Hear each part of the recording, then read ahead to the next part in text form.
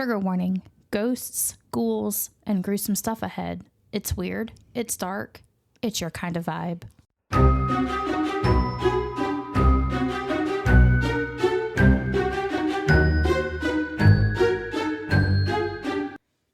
Welcome to Haunted and Homicidal, the podcast where true crime meets the paranormal. I'm Lauren. And I'm Courtney. Every week we uncover the terrifying, the twisted, and the totally unexplainable. Lock your doors and grab your sage. Because things are about to get haunted and homicidal. Hey guys. What's up? Sorry, Thursday was kind of short. We tried. Some of these stories aren't super long, and I think we just we talk really fast. We're just trying to get the information to you guys, because why drag out a 30-minute episode to 2 hours when you could do it in 30 minutes and then you could do something else? Yeah. Or listen to our next episode, or visit hauntfest.net. Yeah. And check out all their cool shit. Still super excited to be a sponsor. Yeah, you know who I really wish would sponsor, or we could sponsor, or they could sponsor us? Fucking 7 Brew. Did you see my car? No. I have 7 Brew Loves You on both of my back windows, because every time I go, they're like, "Can we ride on your car?" And I'm like, "I guess." I mean, I've gone way more than twice, but they're running out of space to ride on my car. You have a problem. I do. Look, they're free drinks right now, okay? I'm going to take advantage. I've been doing free drinks for 2 weeks. They're only small drinks, but they're free, so yeah. I get them. You have a problem. I do. My husband said he's going to have to open a separate bank account just to put my 7 Brew money in. Yep. It's really not going to be that bad, because I'm not going to go on days that I work. I'm only going to go on days that I'm off, which is the weekend still, and then my 2 days off a week. So it's still most of the week. And I probably won't go that much. Weekends for sure, because, we record and I need coffee. But I like that they've had the free drinks, because I've been able to try new flavors, and I'm figuring out what I like. I really like their Brew Lagoon. It's blue raspberry, coconut, and lime. Oh. And then their Pink Mermaid is watermelon, strawberry, and lime. No, coconut. Watermelon, strawberry, and coconut. They have one called Nightshade. It's got lavender in it. It's got a floral flavor. It's not my favorite, but it's still pretty good. I've had Nightshade. I don't really care for that one that much. I probably won't order it again. But they have a Georgia peach. Oh my god. That one, sometimes you get a peach flavored drink, and it's got that really weird aftertaste. Yeah. This does not have it. It tastes like you're biting into a real peach. I was so excited.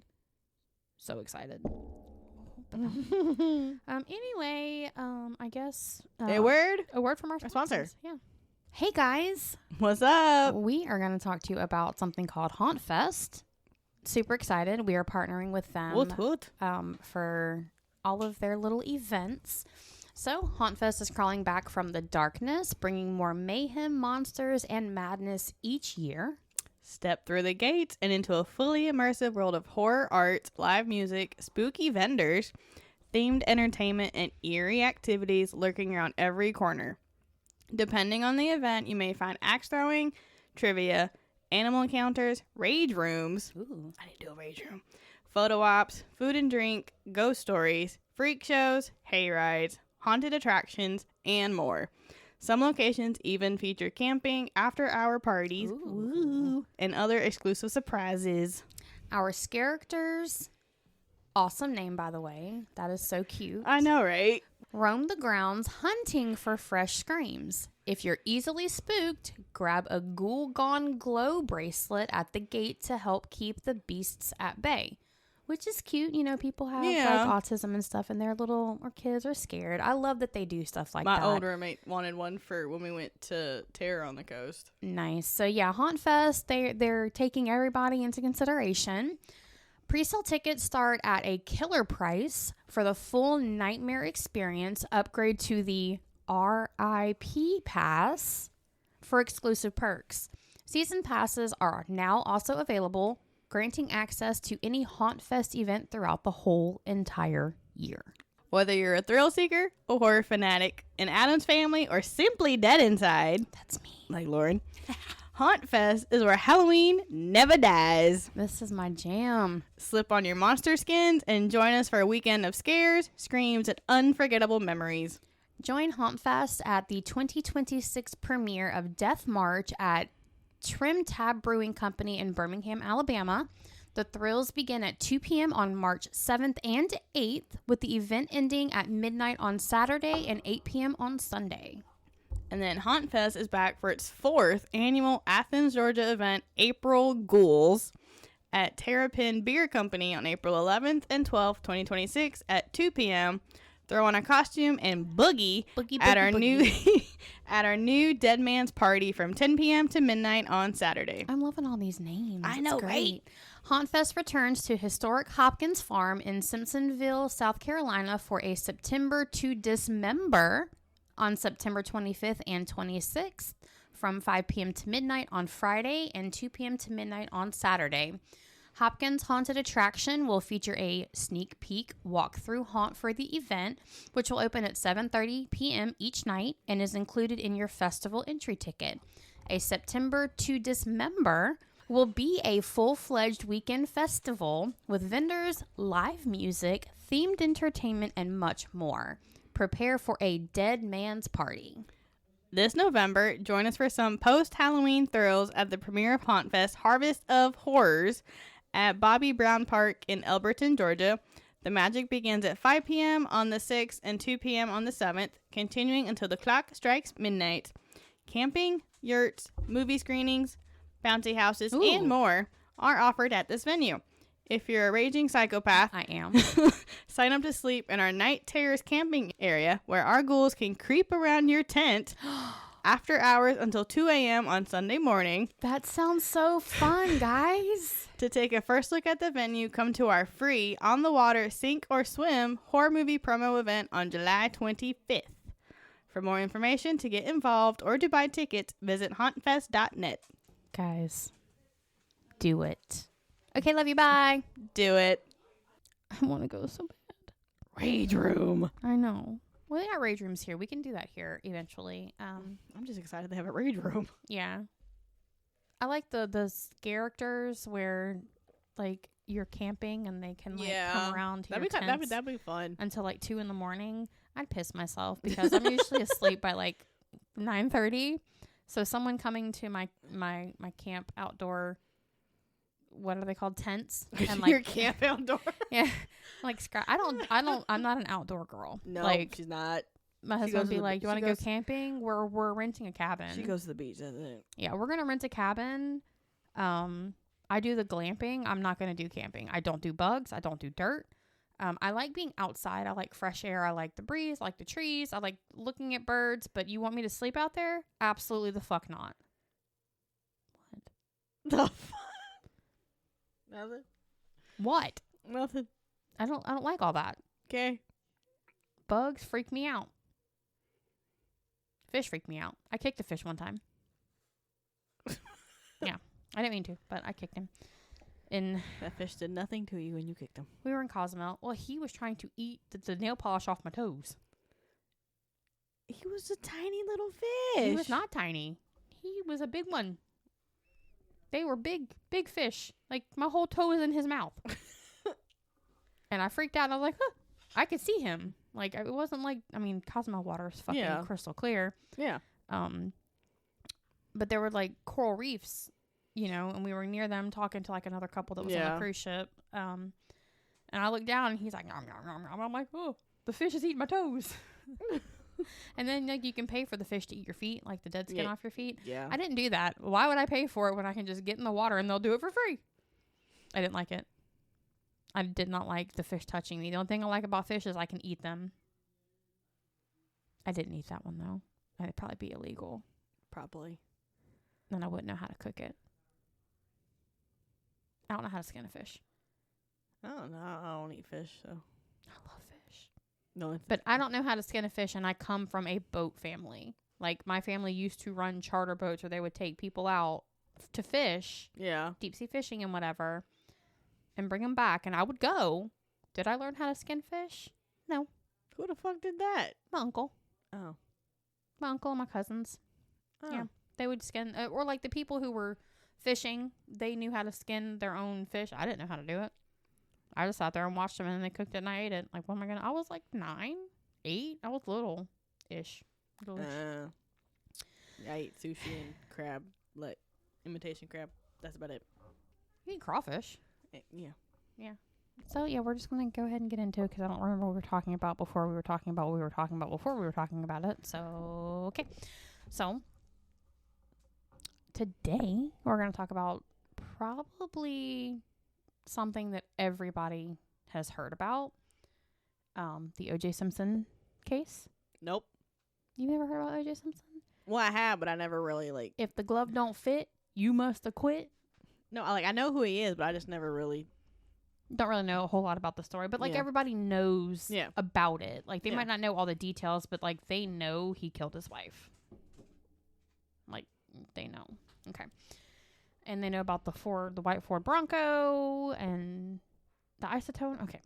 So I'm gonna get into it. Nicole Brown Simpson. I don't do news, so. Well, this was in like you were young then, I would imagine. What year were you born?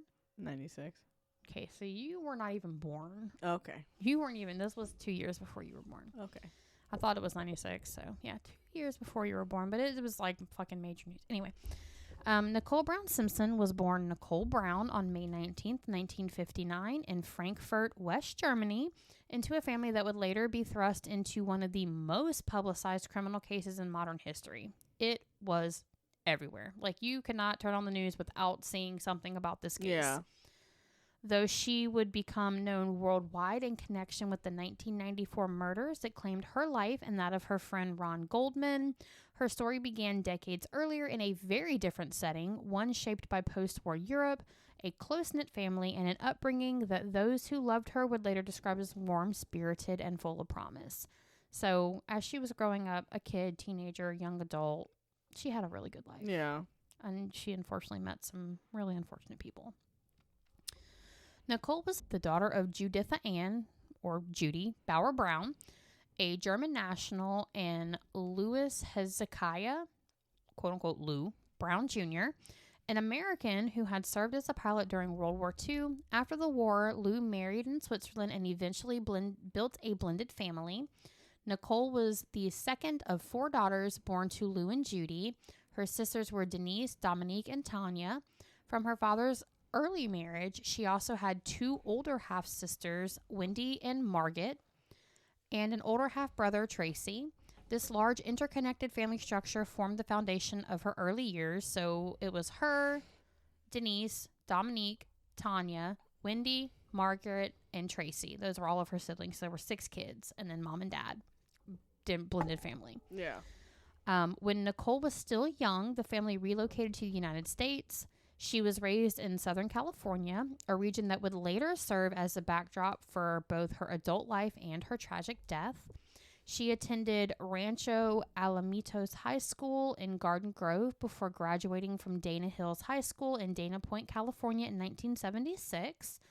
Raised Catholic, Nicole grew up in what relatives described as a stable, loving household. So no abuse, no drugs, no alcoholism. You know, It was just a typical family, more or less. In a 1996 tribute video produced by her parents, she was remembered as a happy child who enjoyed swimming, dancing, and playing with stuffed animals, as well as celebrating birthdays surrounded by family. So, like, all kids love that. Yeah. All kids love, like, that come from good homes. Like, all kids love that. Yeah. Home movies showed her blowing out candles, carrying school books, and laughing poolside, images that would later serve as a poignant contrast to the violence that ended her life. So, Nicole's life changed dramatically in 1977 when she met O.J. Simpson. At the time, Simpson was a celebrated formal professional football player who had achieved fame as a running back in the National Football League, NFL, most notably with the Buffalo Bills. By the late 1970s, he had transitioned into acting and advertising, becoming a household name through film roles and high-profile endorsement deals like isotoners. Isotoners are the gloves that the football players play. Yeah. The white ones. Okay. Like, there's a song, and it was, like, before OJ had isotoners. Don't act like I never told you. Yeah. Anyway, so that was like one of the main things, like isotoners. Okay. When he and Nicole met, he was 30 years old. He was 18. What? Gross. Number one, disgusting. Red flag. Number one.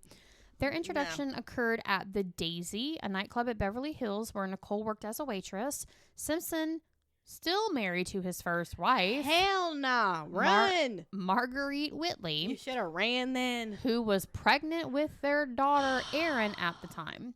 You should have ran. Despite this,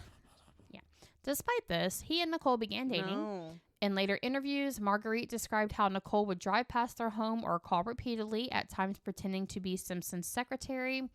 Simpson and Whitley divorced in March 1979. So Nicole was kind of like obsessed, I would say. It's a little much. Accounts from Nicole's sister Denise suggest that troubling behavior appeared early in Nicole's relationship with Simpson.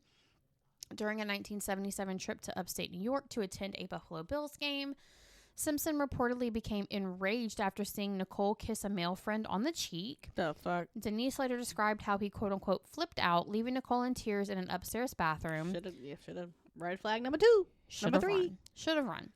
This incident foreshadowed what many would later characterize as a pattern of jealousy, volatility, and control. Nicole briefly appeared in the 1980 television film Detour to Terror, in which Simpson starred and served as executive producer. Her role was non-speaking, credited as, quote, passenger on bus. She also accompanied Simpson to public events, including the 1984 Summer Olympics torch relay in Santa Monica, where he carried the torch and she ran a few steps behind him, and the 1986 premiere of Michael Jackson's short film Captain EO.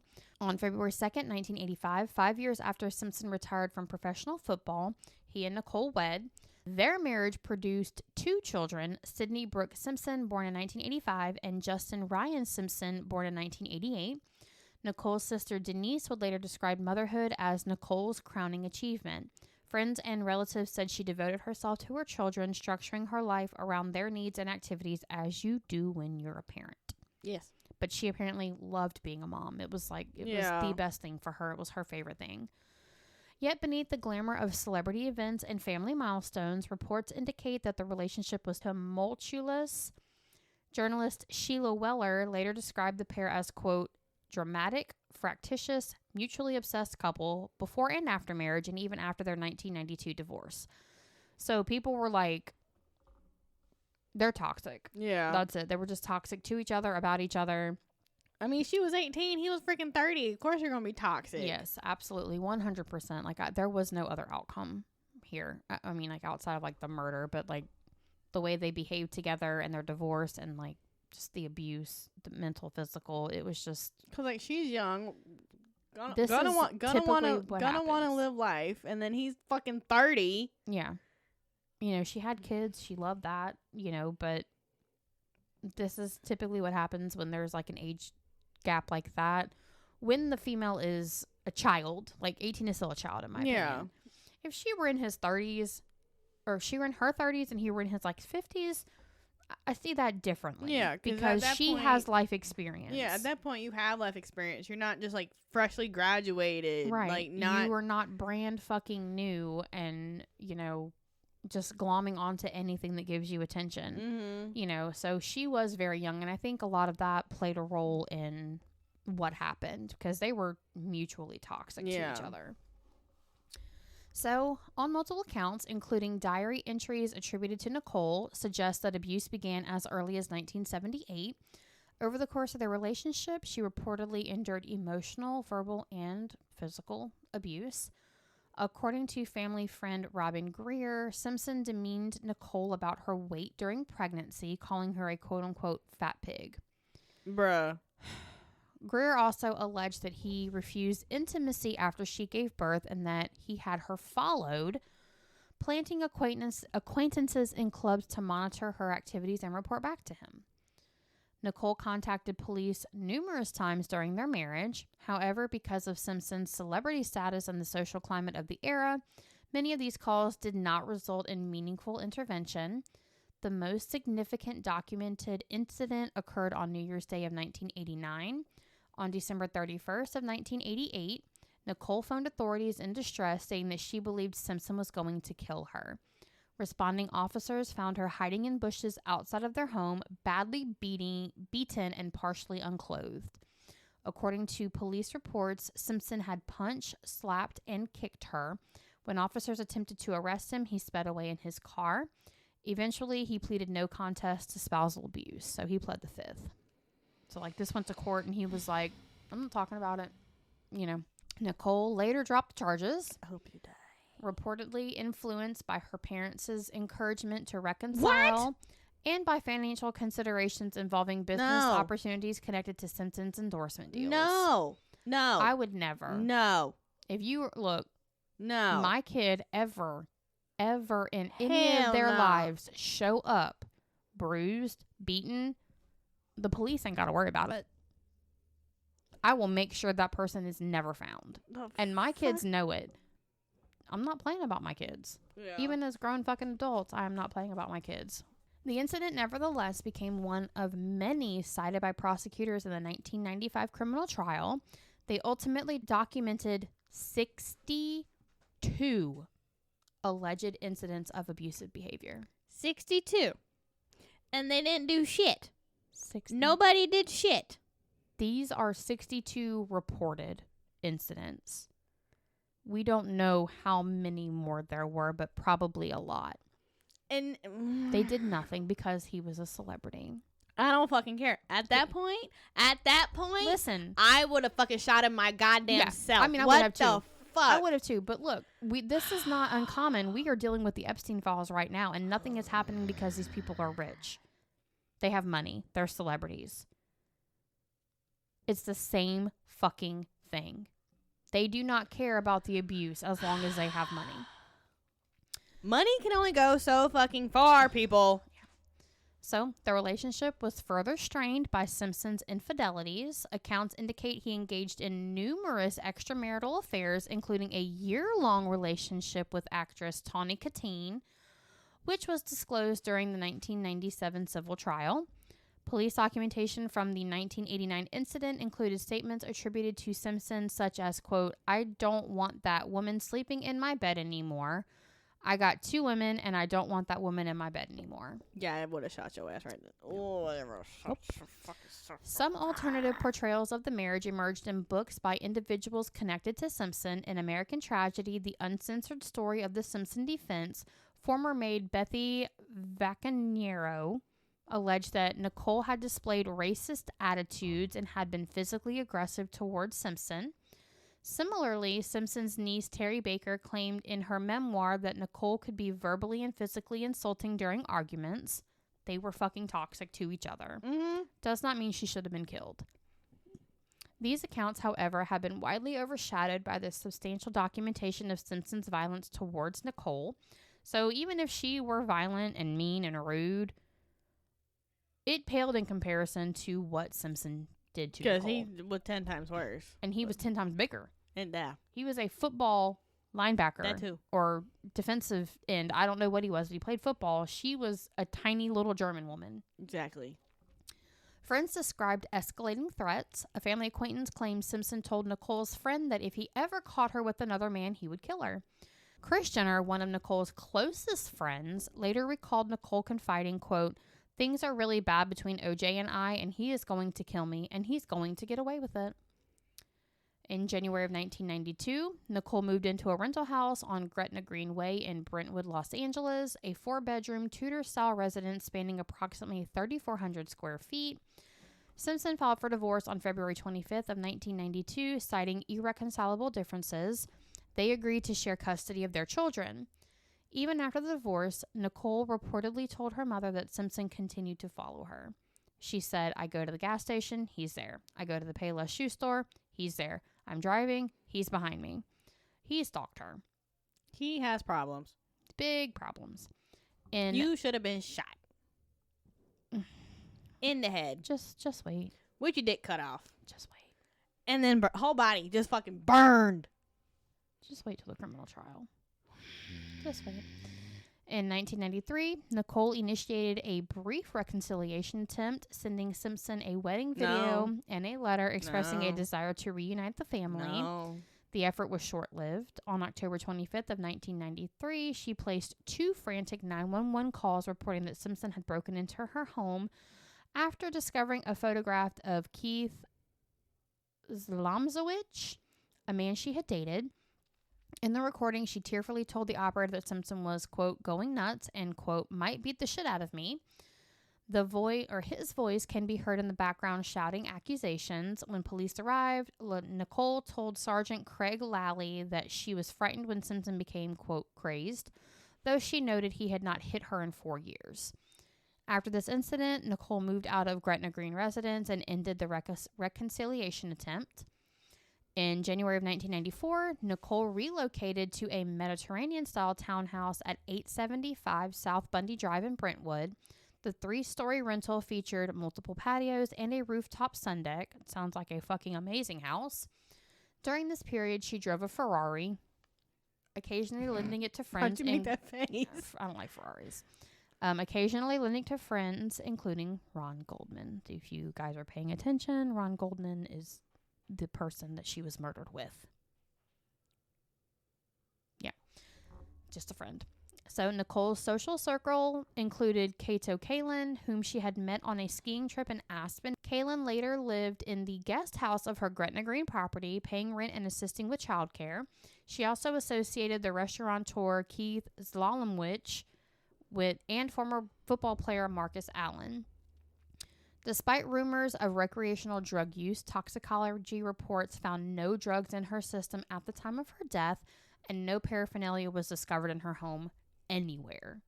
So after she was killed, they're like, oh, she's on drugs. And they're like, well, they're not in her system, and we're not finding any trace anywhere on her property. Nicole was also close friends with Kay Resnick.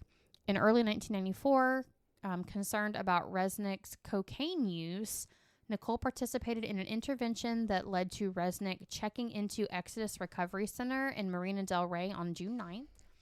Friends described Nicole during this final chapter as vibrant and hopeful. So, she was finally out of this bad situation, and she was happy and living her life and moving forward.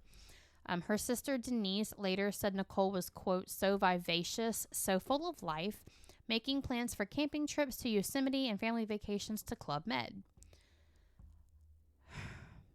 So now we're going to get to the murder. On the evening of June 12, 1994, Nicole attended her daughter's dance recital before going to dinner. She returned home to her Bundy Drive townhouse where she lived with her children. Just after midnight on June 13th, Nicole Brown Simpson's dog, an Akita named Kato, was found wandering the neighborhood with blood on its paws. Aww. Neighbors eventually followed the dog back to Nicole's condominium at 875 South Bundy Drive in Brentwood, Los Angeles. At approximately 12:10 a.m., the bodies of Nicole Brown Simpson and Ron Goldman were discovered outside the front gate of the residence. Nicole was found lying in a pool of blood near the steps leading to her front door. So she didn't make it into the house. Goldman was located nearby. The fuck? Well, I think she was in the house. Oh, it's more like her running out of the house? So I think we get into it later, but I think she had left something. She had gone to dinner where Goldman worked. Yeah. And she had left something there and asked him to bring it by. Okay. And so I think when he got off work and he stopped by, she came out to meet him at the gate. Okay. I think that's what happened. Goldman was located nearby. Investigators theorized that Nicole was the intended target and that Goldman, who had arrived at the residence, was killed either while attempting to intervene or to eliminate him as a witness.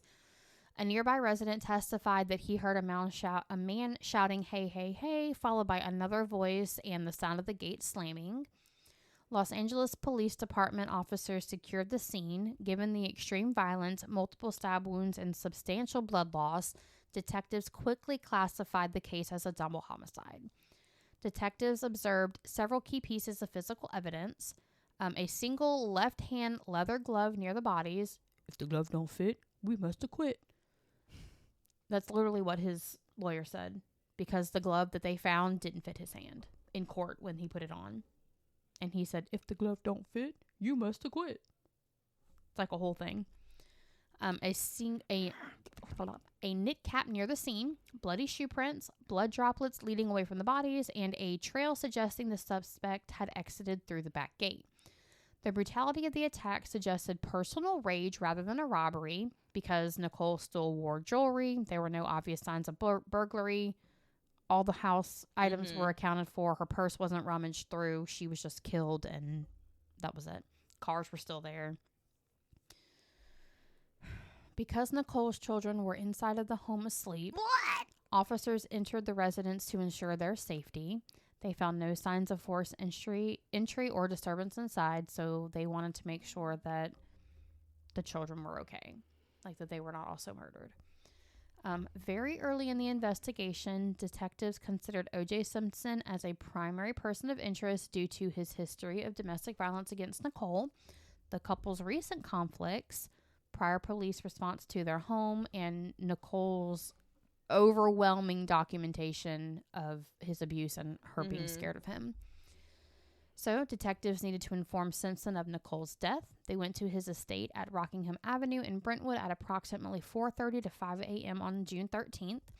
When the officers arrived, they noticed a white Ford Bronco parked outside, what appeared to be blood drops on the driveway, and bloodstains on the driver's side door. Something, you would think would be factual evidence, right? Proof of something. These observations significantly escalated the suspicion. Of course. After receiving no response at the door, officers entered the property to check for signs of an emergency, just in case, like, someone came and killed him and then went and killed her, and it was just like, he was involved, but not like suspect, like more like victim. They later testified that while walking along the side of the house, one detective discovered a matching right-hand leather glove behind a guest house. You would think all this information would lead to, like, proper arrest and conviction, right? You would think they have the evidence, right? Yeah, we're getting somewhere. They're investigating. They're finding evidence. The glove appeared identical to the one found at Nicole's crime scene.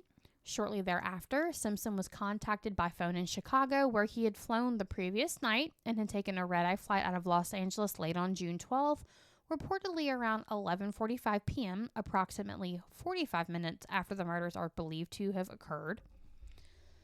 So, on June 13th, forensic teams began processing both crime scenes at Nicole's Bundy Drive condo. Blood samples were collected from the walkway and gate area. Shoe impressions were photographed and cast, and the left glove and knit cap were bagged as evidence. At Simpson's Rockingham estate, blood drops on the driveway were collected. Blood was found inside of Simpson's Ford Bronco, and the right-hand glove was seized. Detectives documented a cut on Simpson's left hand when he returned from Chicago. The presence of blood in multiple locations connecting both properties was absolutely critical. Simpson returned to Los Angeles on the afternoon of June 13th. Upon arrival, detectives observed a visible cut on his left hand. Simpson told different explanations regarding how he sustained the injury, including breaking a glass in Chicago. So he had different explanations. It wasn't just like one thing. He would be like, I cut it on glass. I was cooking dinner. I was outside and a branch hit me. Like, multiple explanations. He voluntarily went to the LAPD's Parker Center for questioning later that day. During the interview, he denied involvement. Of course he did. He appeared emotional but cooperative, and he provided a blood sample for comparison testing.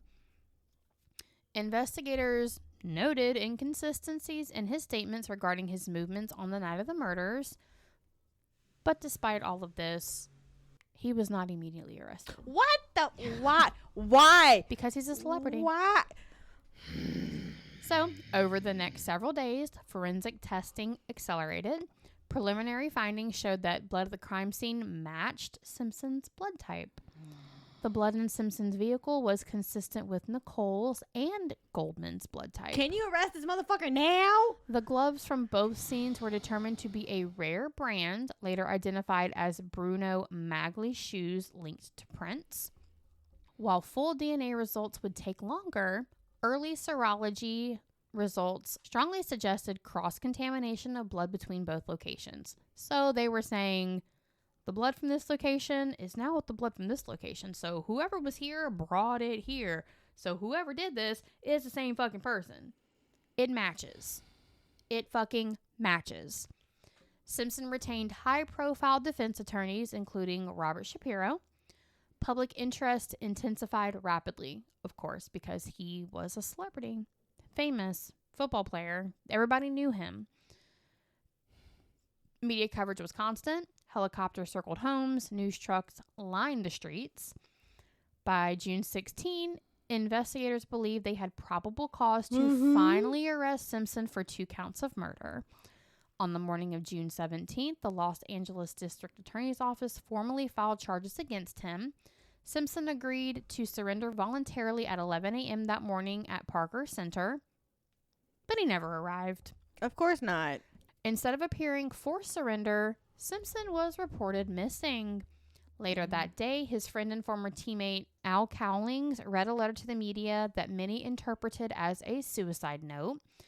In it, Simpson spoke out about his love for Nicole Bullshit. and denied any involvement in her murder. Bullshit. He referenced depression and concern for his children. Bullshit. 100%. Bullshit. Law enforcement soon determined Simpson was a passenger in his white Ford Bronco driven by Cowlings. Around 5 p.m. Pacific time on June 17, 1994, police began pursuing the white Ford Bronco on Southern California freeways. You were not alive yet. I was almost 10. I remember watching this on TV. I remember the police chase with the white Ford Bronco. It was crazy. Rather than a high-speed chase, it became a slow-speed pursuit. It was wild. The fuck? It was wild. He was just driving, and the police were behind him. And he's like, I'm not pulling over. And they're like, we're not going to do anything about it. We'll watch a video after this. I'll show you. And it was broadcast live on nationwide television, which, again, I remember watching. An estimated 95 million viewers watched. We were all watching. The whole fucking United States, goddamn it, was watching. Police reported that Simpson had a gun to his head in the back seat and was threatening suicide, which was one of the reasons that they were not overtaking the vehicle. Should have let him fucking kill himself. Yeah, they should have. But should have let him fucking kill himself. They unfortunately can't due to like their rules and regulations and everything. I don't care. I agree. I don't care. But they can't. But that's motherfucker can die. That's one of the reasons they did not like overtly pursue this. They just followed him. They weren't like, you know. Can die. So the pursuit lasted approximately 2 hours at 35 miles an hour. Oh my God. At Simpson's Rockingham estate around 8 p.m. Simpson exited the vehicle and was taken into custody without further incident. At approximately 8:50 p.m. on June 17th, 1994, he was formally arrested and charged with 2 counts of murder of Nicole Brown Simpson and Ron Goldman in special circumstances, multiple victims like other people he abused. And he was booked and held without bail. Nicole's funeral was held on June 16th at St. Martin of Tours Catholic Church in Brentwood. She was buried at Ascension Cemetery in Lake Forest, California. So, Simpson was charged with the murders and, after failing to surrender at the agreed time, led police on a widely televised low-speed chase in a white Ford Bronco. Again, 95 million people watched it, and many television networks were interrupted, including the coverage of the 1994 NBA Finals to broadcast the pursuit. So, like, people were already watching TV because they had the finals. And then this came on. So that was like the majority, the bulk of the watch because people were already watching the finals. And then people were like, the fuck? The criminal trial began on January 24th, 1995 and concluded on October 3rd, 1995. So 9 months. That's all it took. Simpson was represented by a high-profile defense team often referred to as the quote-unquote dream team, including Robert Shapiro, Johnny Cochran, F. Lee Bailey, Alan Dershowitz, Robert Kardashian, Sean Hawley, Carl E. Douglas, and Gerald Ullman. So Johnny Cochran was the one who said, if the glove don't fit, we must acquit. I think. I'm pretty sure that was him. Prosecutors Marcia Clark, William Hodgman, and Christopher Darden presented forensic evidence, including DNA analysis, which was still relatively new in courtrooms. Again, this is in like the early 90s. On October 3rd, 1995, Simpson was acquitted of both murders. Are you fucking...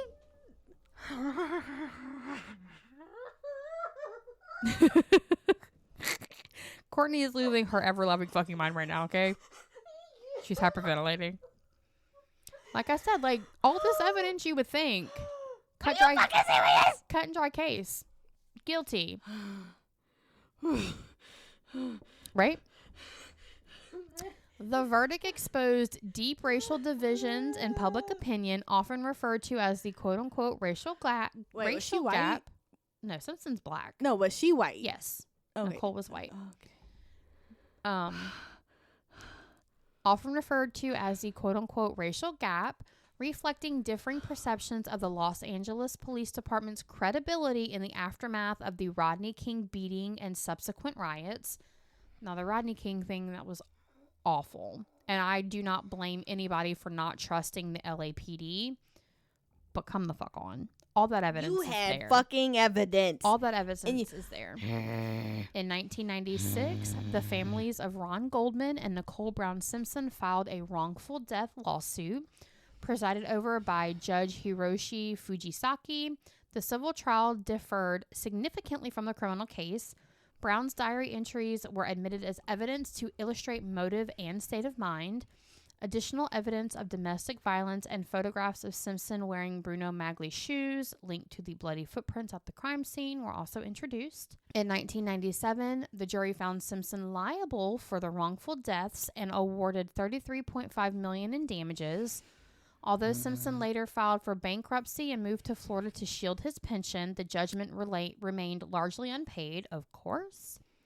After Simpson's death in 2024, he died 2 years ago. Motherfucker. Legal disputes continued regarding the estate's obligation. Motherfucker should have died.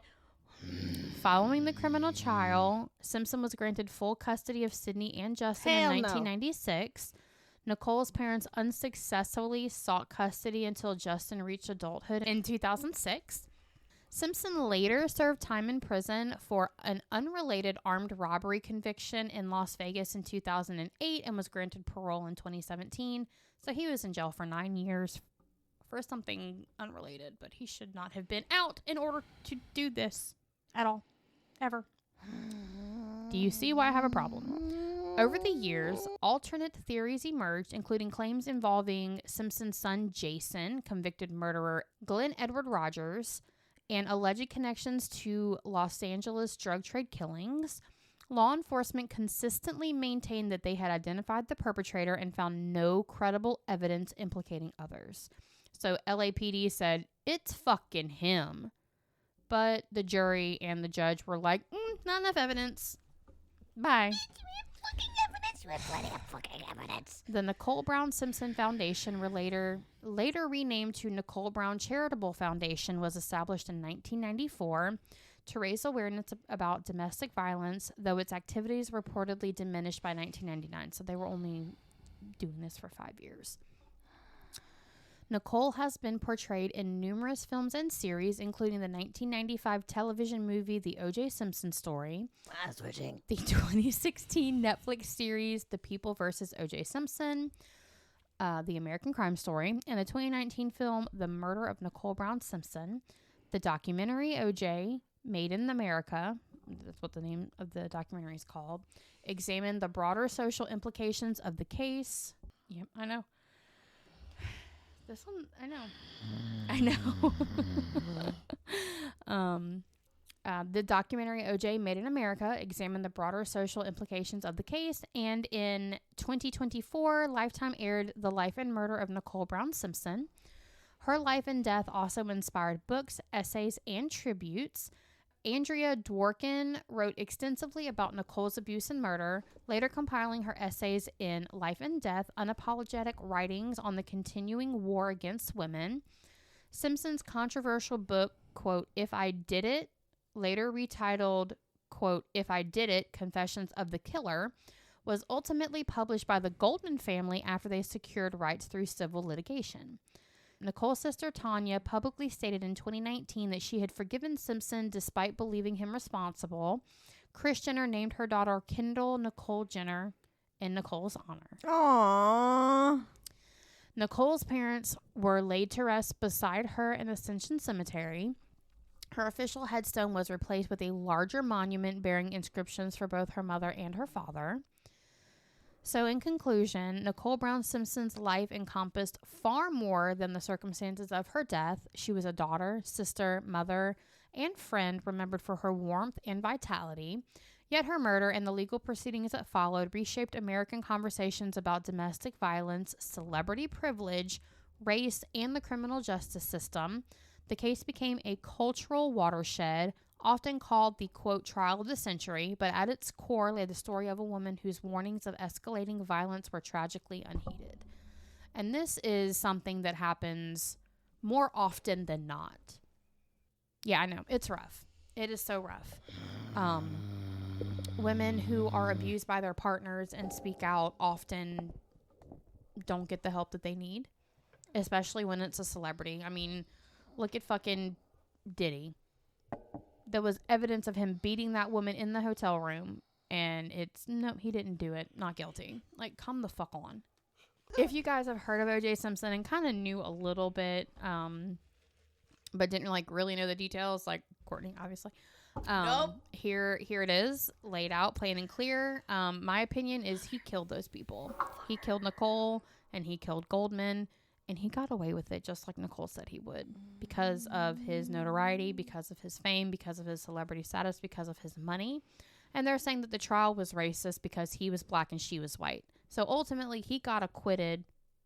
And you would think it would have been the other way around. They would have acquitted him. They would have got him. But he's a celebrity. Fuck that shit. Yep. Fuck that shit. Yep.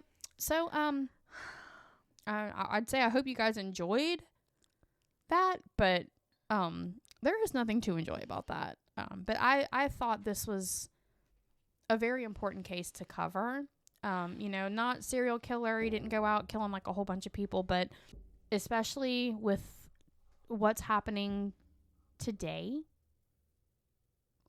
32 years later, with the Epstein files and ICE, and if we convict everybody in the Epstein files, the government will collapse. And it needs to fucking collapse. And it's because these people are billionaires, millionaires. They have money. They're celebrities. They have notoriety. They're not going to get punished for what they've done. And this is not something new. My eyes twitching. Yeah, this is not something new. So I thought it was kind of fitting, especially with like the P. Diddy shit that's happened in the past couple of years.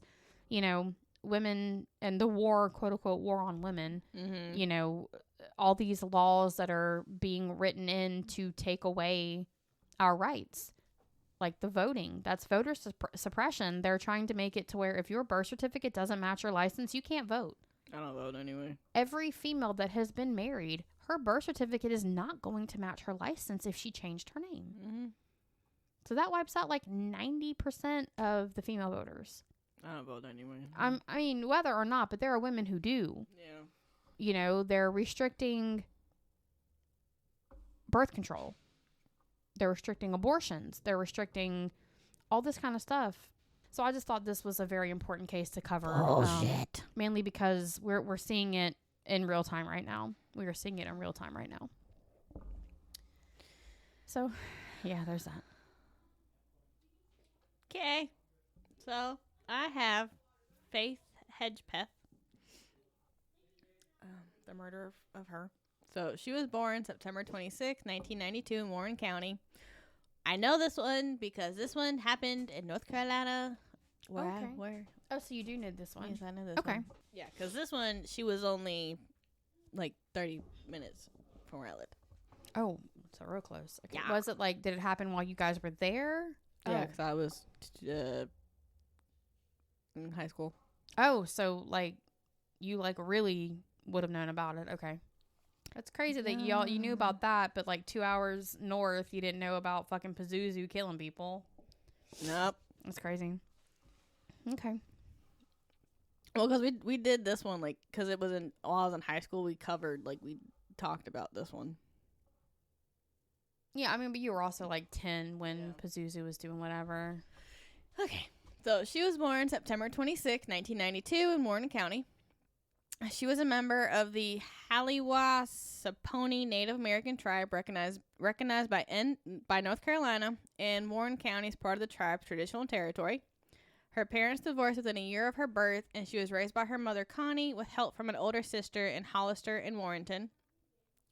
Connie had named her second daughter Faith because she believed that was what she needed to raise a fourth child when she already had 2 sons, a daughter, and a husband with a drug problem. Oh, God. In high school, Faith was an honor student, a cheerleader, and a member of many extracurricular clubs and organizations.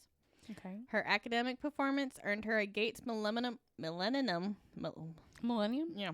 scholarship to attend the University of North Carolina at Chapel Hill. Faith hoped to be the first in her family to graduate from college. Her father attended Chapel Hill as well, but he did not graduate. So she's what? 4 years older than you? Would be 4 years older than you? Yeah, because she was 92, I was 96. Yeah. Wow. That's crazy. She was considering further studies to become either a pediatrician or a teacher. Oh. After 2 years attending the university, she took a hiatus for the spring 2012 semester. Yeah, because I was a sophomore. That's crazy. No, I was a junior. She remained in the Chapel Hill area over the summer, living in an off-campus apartment at the Hawthorne at the View complex between Chapel Hill and Durham, on the line between Durham and Orange counties during the month of August. She plans to move to another apartment after her financial aid for the fall semester was made available to her. She shared the apartment with Karina Rosario, with whom she had been friends since freshman year, and Rosario's boyfriend, Eric Tacoy Jones. Jones and Rosario's relationship had been marked by domestic violence, and eventually she ended it. He moved out, but in early July 2012, he attempted to break into the apartment twice, Oh, no. even after Rosario changed the locks. Faith eventually drove Rosario to court to get a protective order that required Jones to stay away from the apartment. Jones reportedly resented Faith's influence over his former girlfriend, and at one point reportedly threatened during a phone conversation with Faith to kill her if he could not restore his relationship with Rosario. Oh. The evening of September 6, 2012, on my birthday, Oh, no. I turned 14. Oh, no. A Thursday. You're doomed. I'm doomed. Began at 5:45 p.m. with Faith attending a sorority rush event for the campus chapter of Alpha Pi Omega, a historically Native American sorority she hoped to join. Okay. At 7:50. Oh, I like that they have like Native American Mhm. sororities. Mhm. Oh, that's I mean, probably like every school probably has them, but like probably mainly in those areas where there's like a condensed amount of Native Americans. I like that. At 7:15, she left, saying she had to work on a paper she was writing about the history of her tribe. Okay. She and her roommate and friend Karina went to the university's Davis Library to study together at 8 p.m. Between 8:30 and 9, she exchanged texts with her father about the sorority. Look. 18 years old in college, studying at 8 p.m., and now I was plastered somewhere in a bush. Okay. Faith left Rosario there briefly and returned around 11:30, after which they returned to their apartment together, arriving there around midnight. Did you pinch your boob? I crushed my nipple. Oh. And it's got a nipple ring in it, so it really hurt. How'd you do that? Because my boobs are big, and it was just like laying there, and I was like, eh. Damn. A half hour later, they left again, heading for The Thrill, a nightclub in downtown Chapel Hill. Yeah, see, that's where I would be at. Which admitted customers under the legal drinking age of 21 to dance. Mm-hmm. The establishment has since gone out of business. Yeah, well, I mean, like, they had one here. It was called Michael's, and their slogan was 18 to party, 21 to drink. So they let kids in. I mean, they had, like, a teen night, too, but... Yeah. I like the nightclubs that do that, but also dangerous. Yeah. The two young women arrived around 12:40 a.m. Rosario told police later that almost an hour and a half of dancing, she suffered an upset stomach and wanted to leave. Oh. Security cameras at the club show her and Faith leaving at 2:06 a.m., and that's the last visual record of her presence anywhere before the killing. By 3 a.m., Faith and Rosario had returned to their apartment. A woman who lived below the two and was awake watching television said that she heard 3 thumping noises, which she described as similar to a heavy bag being dropped or furniture being overturned shortly after. Faith's Facebook page was also accessed around that same time. At 3:40 a.m., a text was sent from Faith's phone to that of Brandon Edwards, a former boyfriend of Rosario, saying, "Hey B, can you come over here please? Rosario needs you more. Aha. You know, please let her know you care." 3 minutes later, another text was sent from the phone with a single word then, believed to be a correction of the aha in the previous text. That was the last evidence of activity from Faith's phone. At 4:16 a.m., Edwards sent a return text asking who had sent the previous text, because it wasn't how she normally texts. Gotcha. Okay. Which I explain later. Rosario's phone records show that she was also trying to call Edwards around the same time. When he did not answer, she tried to call Jordan McCrary, a soccer player for their school. At 4:25 a.m., she left the apartment and entered Jordan's car. At that time, Rosario said later she believed Faith was asleep in her room and she left the door unlocked. I don't know why you leave the fucking door unlocked. So was she just like trying to get some booty? I guess. Get some D. Jordan drove Rosario to the home of another acquaintance on West Longview Street in Chapel Hill. She put the time of her arrival there at around 4:30 a.m. After spending the rest of the night and an early morning there, a short time after 10:30 a.m., she began trying to arrange a ride home. After attempting to reach Faith, who did not answer, Rosario instead called another friend, Marisol, who came and took her back. When they arrived there shortly after 11 a.m., they entered and called for Faith, who did not respond. In her bedroom, they found her bloodied body wrapped in a quilt, partially nude. They immediately dialed 911 and informed police. Oh God. Oh, I would be like, I'd hate to be the one to find that. Details of the investigation were not discussed publicly at first, a deviation from the Chapel Hills police usual practice. The town obtained a court order sealing all records as they were collected. Okay. Police collected semen from the scene and used it to develop a DNA profile. It reportedly was consistent with male DNA found elsewhere in the apartment. Okay. The autopsy determined that Faith had died from blunt force trauma to the head, likely result of being hit by an empty rum bottle in the apartment. Oh, man. Jones seemed to be a very strong suspect from the beginning. Rosario's ex-boyfriend who had the... Police learned of his history of domestic violence and his threat against Faith. They also found that the night before, around 6 p.m., he had texted an acquaintance asking for forgiveness, quote, "for what I'm about to do," and then posted the same message on his Twitter feed. 3 days later, he changed the banner on his Facebook page to read, quote, "Dear Lord, forgive me for all my sins and the sins I may commit today. Protect me from the girls who don't deserve me and the ones who wish me dead today." Okay. Weird flex, but okay. Yeah. Police sought a DNA sample from Jones, who they considered a person of interest. After some initial resistance, he complied. His DNA did not match the sample from the apartment, and they excluded him as a suspect. Okay. DNA from Edwards and many other men whom police found had been at the Thrill during the same time, because they figured maybe someone followed them home or something. Yeah. As Rosario and Faith was also tested with the same result. Within days, the university's board of trustees, the local Crime Stoppers chapter, the Halawa Saponi tribe, and the apartment complex had offered a combined $29,000 in reward money for information leading to an arrest. Wow. Police hoped the money would lead to a quick resolution of the case as their resources were limited. Because in the 2008 murder of Eve Carson, who at the time was at UNC Chapel Hill's undergraduate student body president, a $25,000 reward was led to the killer's arrest. So they figured if they did it again, it would work since it worked that time. And then 2 months later, the office of Governor Bev Perdue added another $10,000 to the reward for Faith's killer. Wow. In November, the Daily Tar Heel, UNC Chapel Hill student newspaper, petitioned the judge who had ordered the investigation record sealed to release an early search warrant in the case. Instead, the judge ordered it resealed for another 45 days. Why?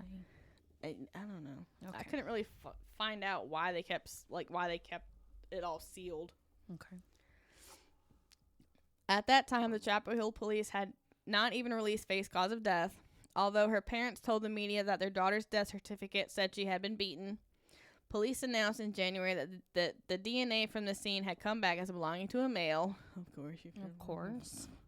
From the crime scene and other evidence, the FBI had developed a profile of the man. Okay. They said it was likely that he had lived near Faith in the past, had expressed an interest in her, and his behavior may have changed since the crime, including showing an unusual interest in the case.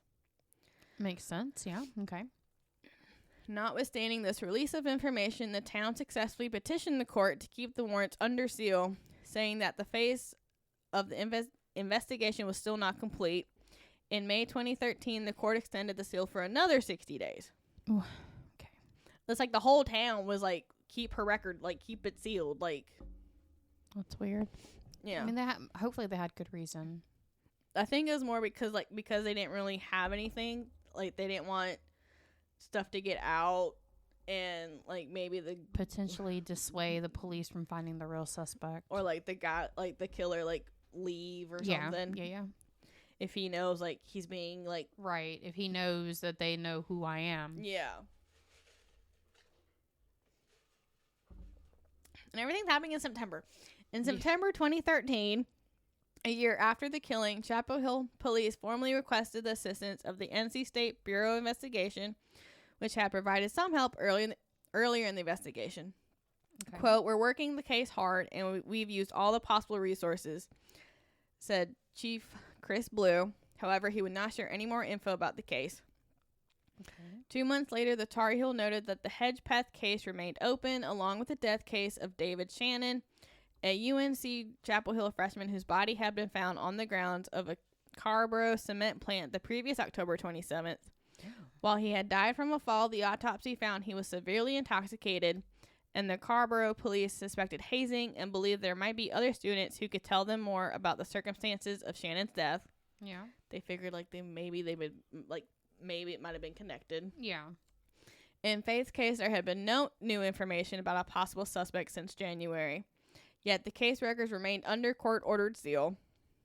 In March 2014, the Tar Heel was joined by the Raleigh News and Observer and Capital Broadcasting Company, which owns 3 television and radio stations in the Research Triangle area, in opposing the district attorney's motion to extend the seal another 60 days. Jesus. They're like, unseal these fucking records. Yeah. They argued that the order was not justified by a compelling interest on the state's part, and that some of the orders had been issued before the records covered by them had been created, meaning the argument for sealing them was speculative. Okay. During a hearing on the motion, the district attorney filed a more specific accounting of what investigative work had been done, allowing the media to report for the first time on what police had searched in the immediate aftermath of the crime. Quote, 18 months goes by and no one's been charged and no one's been arrested. Yeah, that's fucking wild. Like, they had no suspects. No. Said a lawyer because the one suspect they did have, he cleared. His DNA didn't match. He cleared. Quote, "The public has the right to assume the trail has gone cold or is not being investigated in a diligent manner." Yep. In response, the district attorney's office argued that releasing the detailed records at that point would definitely hinder the investigation, and the records remained under seal. Okay. The following month, Chelsea Dulaney, a reporter who had originally covered the case at the Tar Heel, wrote an article on the Atavis platform taking a skeptical look at the sealing of the case. She speculated that the seal's real purpose was to conceal early missteps by the Chapel Hill police, who might also not have been competent enough to handle the investigation by themselves. Okay. Well, like, she's like, you're dumb. Okay. The town's court filing, she noted, revealed that after the first 2 months of the investigation, no new search warrants had been sought. Quote, "We have to ask how hot is it?"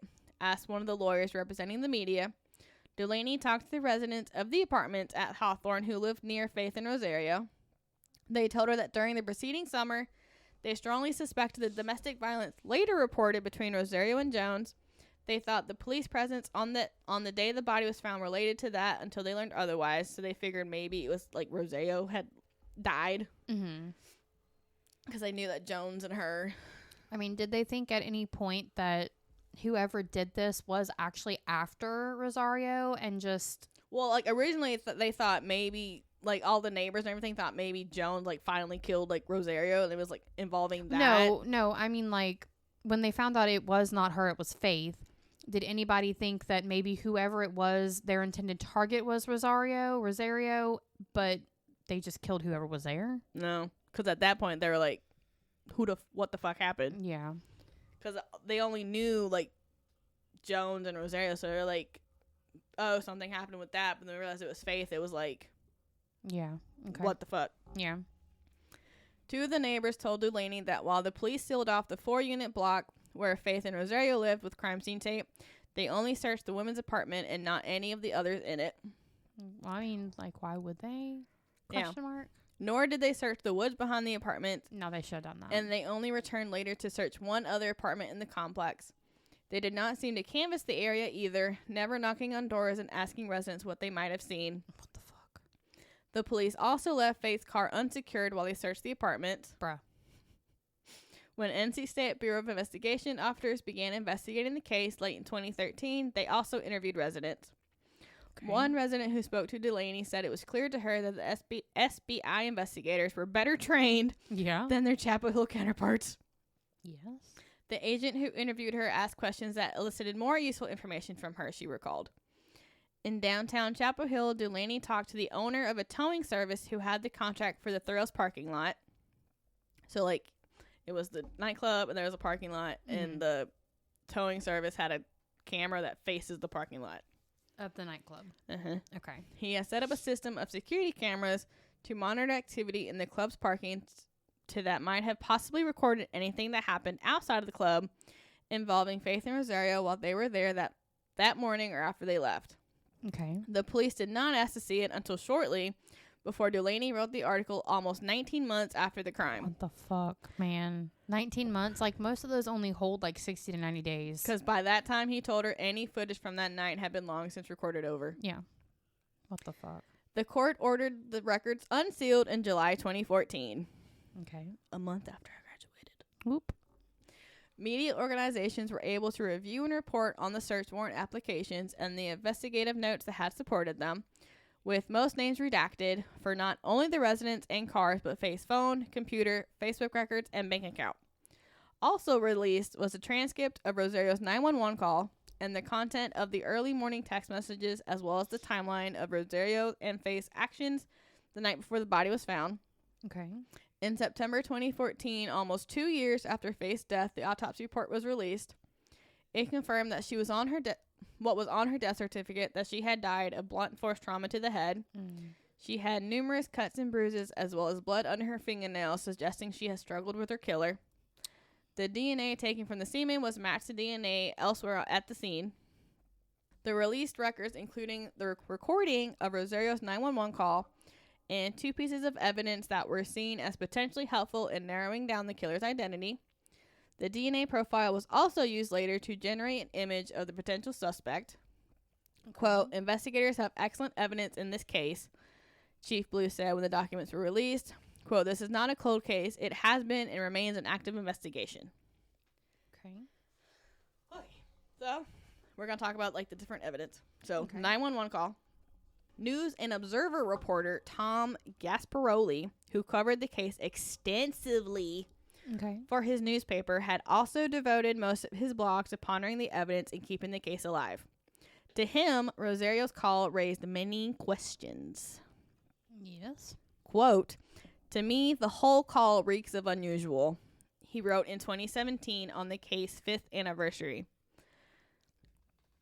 He raised the possibility that Rosario's friend Marisol, whose voice sounds to him more like the constantly sobbing caller, was the real caller, only later identifying herself as Rosario after repeated requests from the dispatcher for her name. And if it was Rosario, she never mentions that Marisol accompanied her to the apartment. The caller also does not mention Faith's name in a call that lasts nearly 8 minutes, only describing the body she has come upon as her friend.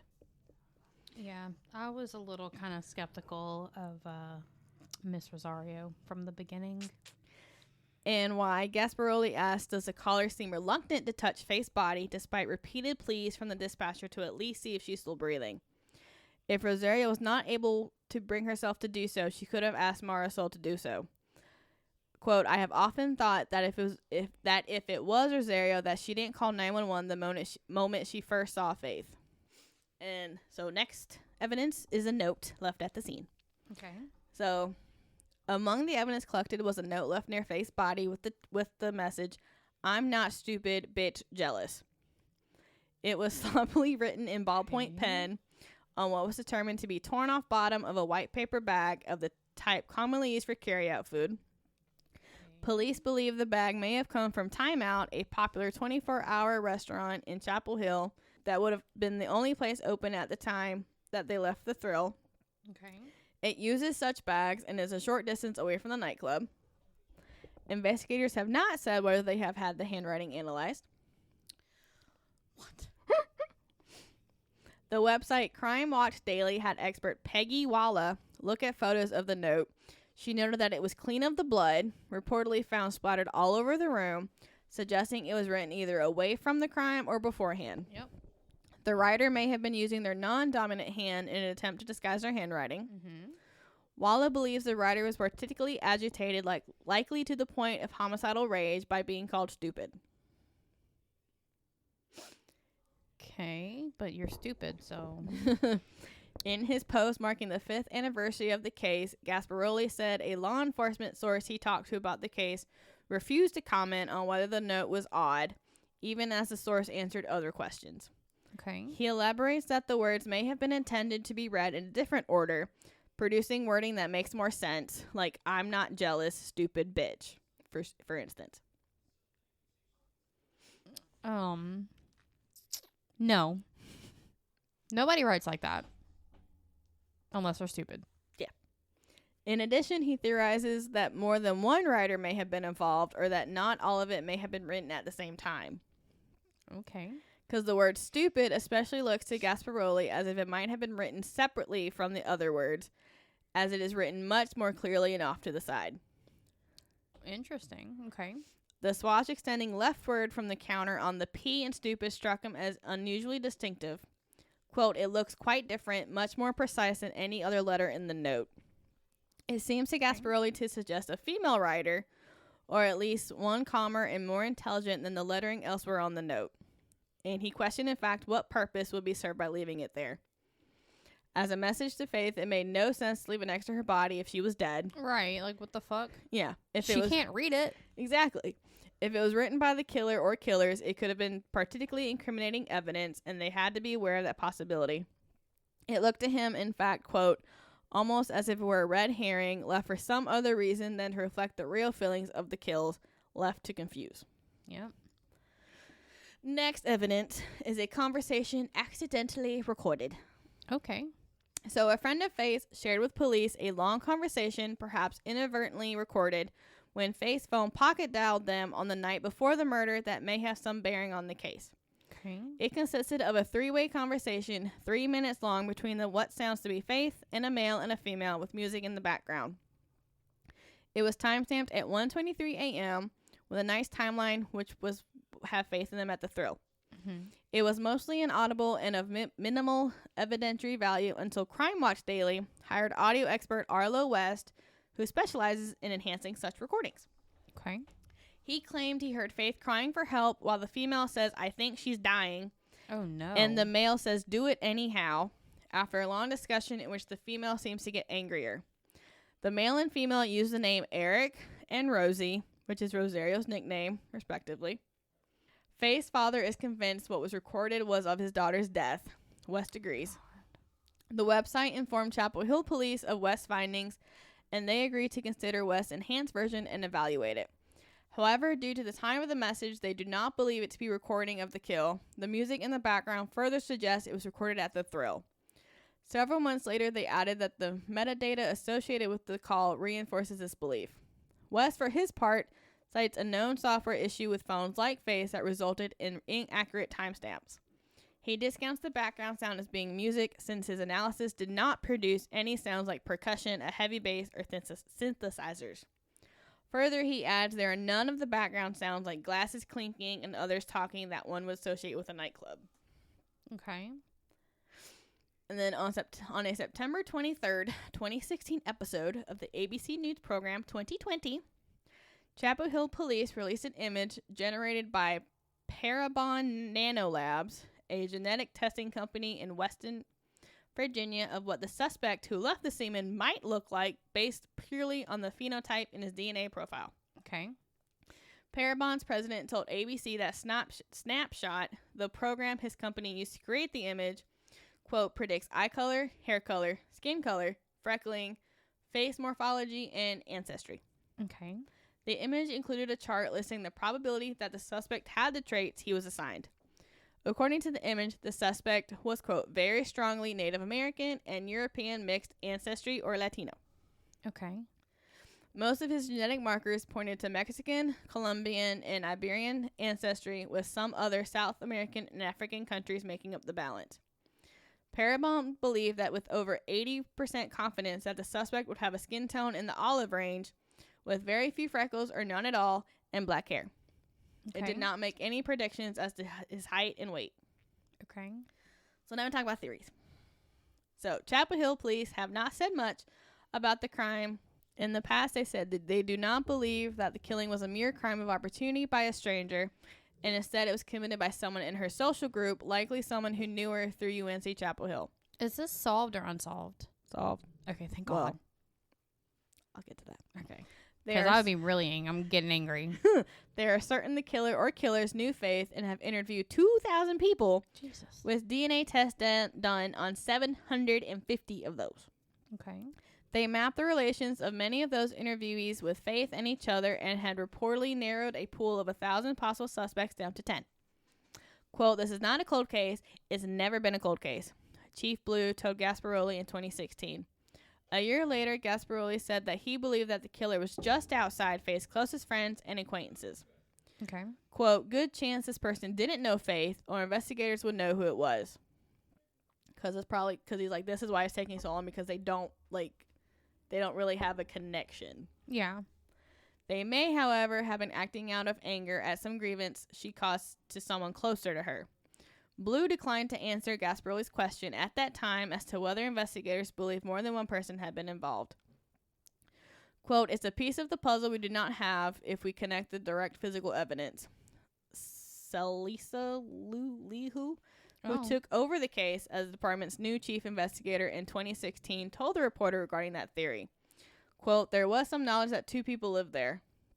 Speculation has sometimes focused on Rosario, Faith's roommate at the time, due to her 911 call, the last text sent from Faith's phone to her former boyfriend, suggesting that Rosario needs you more than you know. The woman addressed as Rosie on the voicemail conversation, and her decision to leave the apartment unlocked with, she claims, a sleeping Faith inside. Right, like, why would you do that? And to go sleep somewhere else at 4:30 the morning of the killing. Why? Although she has left North Carolina and said very little about the case since then, Gasparoli wrote in 2017 that he learned from his police sources that they still regularly speak with her and she cooperates. Okay. Quote, they do believe there is more Rosario can tell them. It sounds to me like Rosario has been in the crosshairs as a key figure who knows more than she says she knows. Oh, definitely. Like, if she didn't do it, I feel like she definitely knows more than she let on. On September 16th, 2021, the Chapel Hill Police Department arrested Miguel Salgueiro Olivares, 28, of Durham, on a first-degree murder charge in Faith's death. Okay.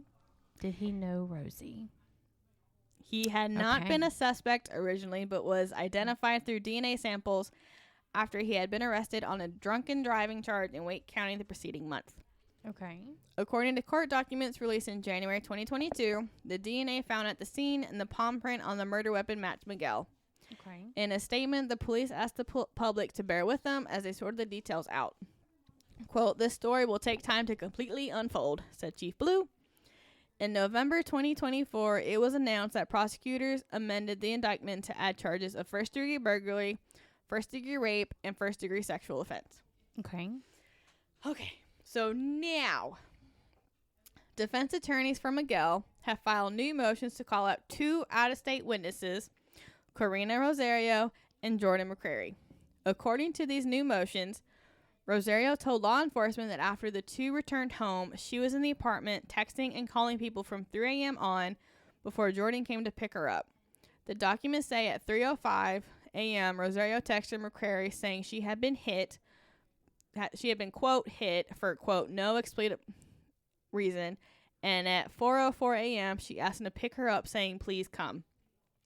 This new motion points to blood on Rosario's hand when she was picked up by Jordan.